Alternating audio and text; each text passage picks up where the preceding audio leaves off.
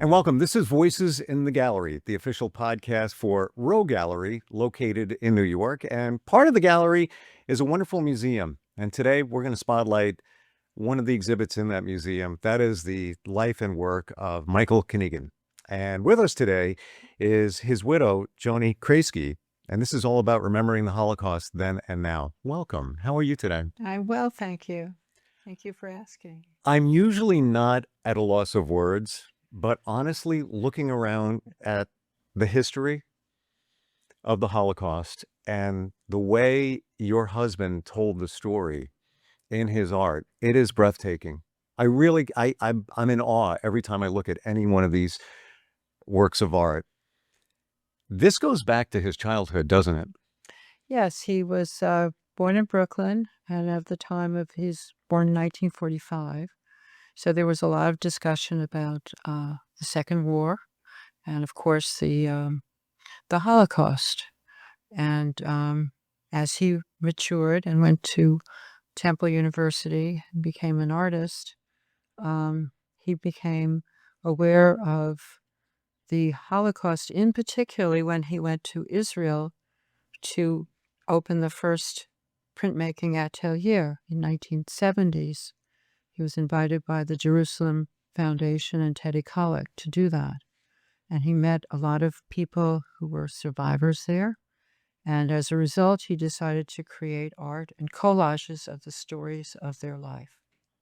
This is very much pop art. Was this always in his wheelhouse? Was one of his affinities for art? Well, he was a photorealist painter, and he also had this feeling about art that he would juxtapose different things that didn't really weren't supposed to go together. Whether that's considered pop art or not, I'm not sure.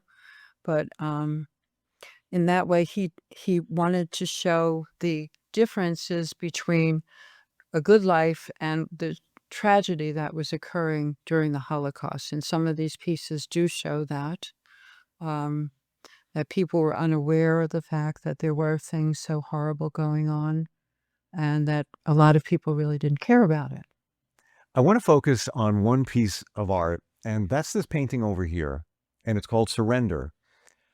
The image of the little boy with his hands in the air Right. surrendering is etched in my memory, and I'm sure for most people, when you look at images of the Holocaust or just news in general.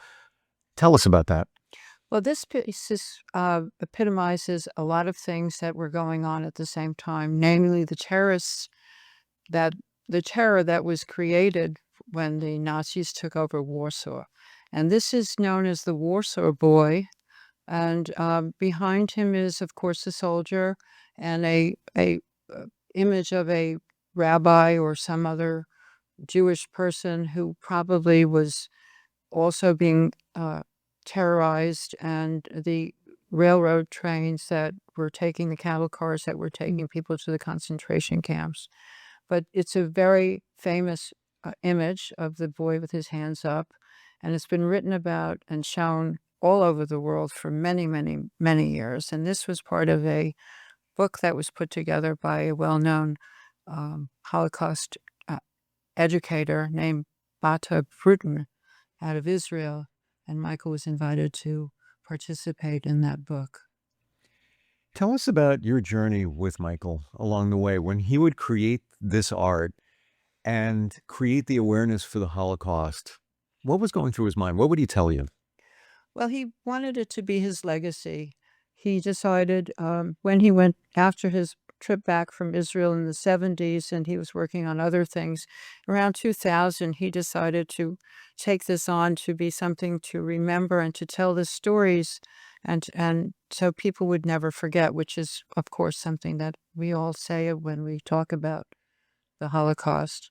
And basically, he wanted to make it his legacy so that he could teach the lessons of the Holocaust so that people would know that behavior, and this sort of behavior was morally wrong.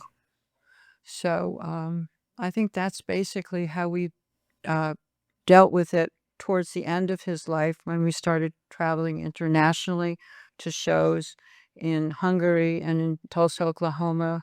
They had major shows, one of which was Anne Frank in Hungary, which he participated in. And the other one was a show at the Sherwin Miller Museum of Holocaust Art in Tulsa, Oklahoma, where they built a permanent installation of his Anne Frank pieces, and is still on exhibition today, of course. But he was very much involved in this. It became something that was a tremendous passion for him. And I continued it after his death. I had a show at the Guildhall in East Hampton. I want to share with everyone, you're also an artist. Yes, I am. But I had a show of Michael's called Michael Knigin, Anne Frank, and the Holocaust in 2017 of his work, that some of these pieces, which was a very successful show, and continuing his legacy in this way. Now Robert RoGallery has these pieces and, of course, has put together this wonderful exhibition. Very grateful to him for what he's done, and hopefully we will continue to teach the lessons. Walking in this room and seeing in this gallery or museum all of these pieces of art, you're looking at history, you're looking at an atrocity, but the story is being told. Well, Michael had a tremendous talent of creating things that were, he would be able to take like things that were probably horrific, but using his talent and his creativity, he was able to make them palatable.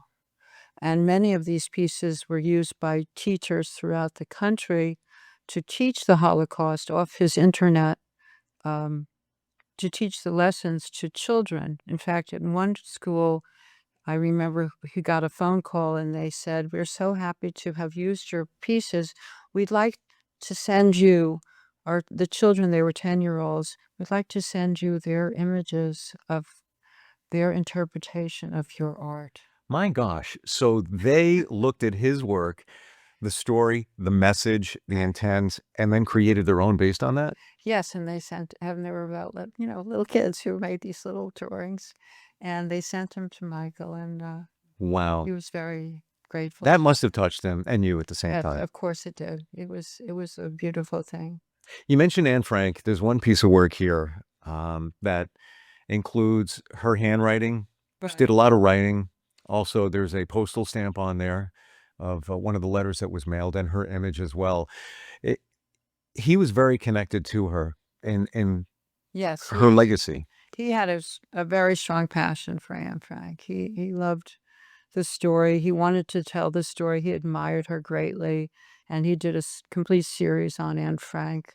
I think what he wanted to say in these images was that she was so monumental historically in her writings and her ability to live beyond just that time of her own life, that she was a mature and exciting person who was not thwarted by the fact that she was in captivity, basically, but that she was able to be like whatever she could be at the time. I think he probably admired that greatly, and he wanted people to know more about her, so he created the series of Anne Frank, which is based on the book. His images are based on the book. In a way, there's a parallel between Anne and Michael in that she wanted to get the word out, and that's why she would write. Right. And he's doing the same thing with his art. Absolutely. That's very true. And I think that he was a very special man who had a tremendously deep sense of responsibility to humanity by creating these pieces. And I'm so happy that we're able to share this with people and to continue it as I think it's so valuable. It's on display at the RoGallery, Long Island City, just outside of New York City, remembering the Holocaust then and now. Joanie, thank you for joining us today. Truly wonderful talking with you and learning about Michael and experiencing his work. Really appreciate it. Thank you. Thank you for having me. To learn more, go to RoGallery.com.